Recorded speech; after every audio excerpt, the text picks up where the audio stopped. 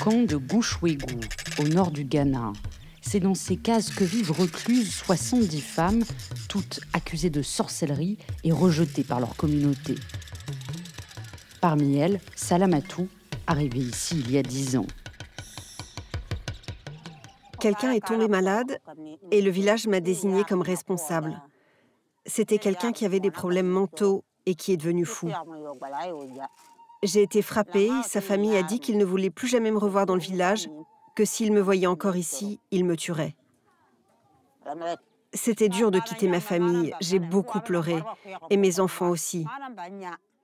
Les 2 premières années, je pensais constamment à ma vie au village, mais maintenant je me suis habituée au camp.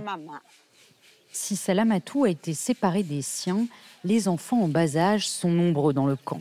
La plupart ne vont pas à l'école, faute de moyens. Tolérés sans être accueillis par les populations locales, il est presque impossible pour leur mère de trouver du travail dans les villages environnants. Alors ce jour-là, comme plusieurs fois par semaine, Salamatou et un groupe de femmes marchent plusieurs kilomètres pour tenter d'obtenir de la nourriture. Dans mon village, j'avais une ferme où je produisais des gombos. Je pouvais cultiver et vendre mes légumes. Ici, c'est dur pour se nourrir. Dans ce marché de gros, les vendeurs les laissent récupérer les céréales échappées de leurs sacs ou celles qui ne sont plus bonnes pour la vente. Aujourd'hui, il n'y a quasiment rien à récupérer. Et les graines sont dans la boue parce qu'il a plu cette nuit. Regardez ce qu'on a eu aujourd'hui. Comment est-ce que je vais pouvoir manger avec ça? Environ 500 femmes résident dans les 4 camps informels qui existent depuis un peu plus d'1 siècle dans le nord du pays. Avec son association, Barnabas tente de les aider. Si vous vous battez entre vous, les gens diront que vous êtes violente et que c'est pour cela qu'on vous a chassé de vos communautés. Maintenant que vous êtes ici, soyez en paix les unes envers les autres. Mais il travaille surtout pour permettre à ces femmes de rentrer chez elles. Comment ça va? Tu es prête? Oui, je suis prête à partir. Une voisine m'a aidée pour les bagages. À 82 ans, Niagme est sur le départ. Après plusieurs déplacements dans son village d'origine, Barnabas a réussi à convaincre sa communauté de la laisser rentrer. Je suis restée vivre dans cette case pendant plus de 20 ans. C'est un soulagement de m'en aller. Je suis très faible. Je n'arrive plus à faire la cuisine seule. Et puis, si je meurs ici, loin de chez moi, c'est un problème. Une autre femme de ma famille sera envoyée dans le camp. Certaines communautés croient en effet que la sorcière qui meurt loin de chez elle transmettrait son pouvoir à une autre femme de sa famille à son décès. Mais pour Barnabas, c'est bien un certain changement de mentalité qui permet à de plus en plus de femmes de rentrer chez elles. Il y a 2 ans, elles étaient plus de 100 ici. Mais on a réussi à rapatrier de plus en plus de femmes chez elles. Et aujourd'hui, elles sont plus ou moins 70. Parce qu'on éduque les gens, ça se passe plus facilement. Et il y a aussi moins d'accusations de sorcellerie.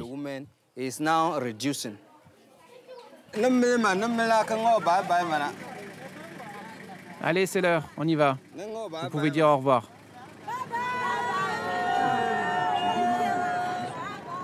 Niagme n'a eu qu'un seul enfant, un homme aujourd'hui aveugle, avant de devenir veuve. D'après elle, c'est aussi ce statut qui l'a rendue coupable aux yeux de sa communauté.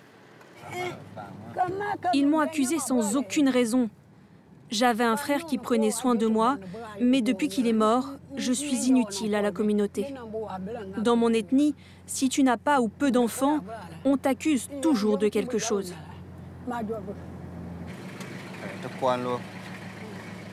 Après des années de séparation, elle est accueillie à son retour par son fils et sa belle-fille. Elle rencontre aussi pour la première fois certains de ses arrière-petits-enfants.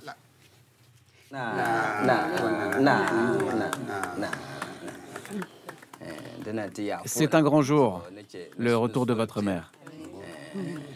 Dieu m'a aidée. Ici, il ne peut plus rien m'arriver. Et je vais pouvoir m'occuper de mes petits-enfants. La famille qui l'a fait expulser il y a 20 ans continue de croire que Niagme est une sorcière. Mais désormais, ces bourreaux n'ont plus l'assentiment du chef du village, un soutien déterminant pour son retour.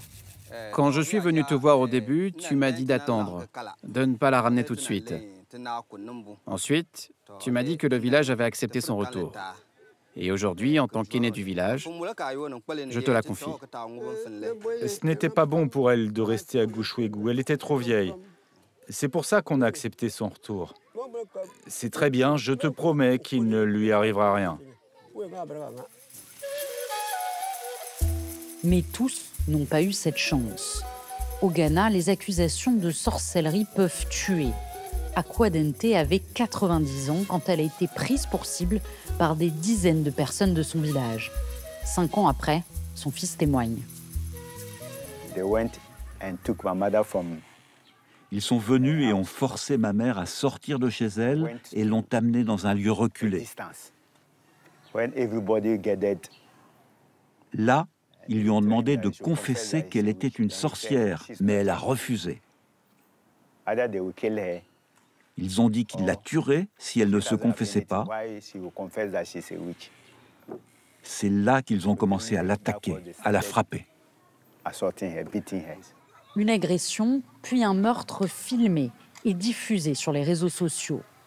2 ans plus tard, les 2 seules agresseuses d'Akwadente visibles sur la vidéo écopent de 12 ans de prison. Une première est toujours unique à ce jour, condamnation pour des faits impliquant des accusations de sorcellerie.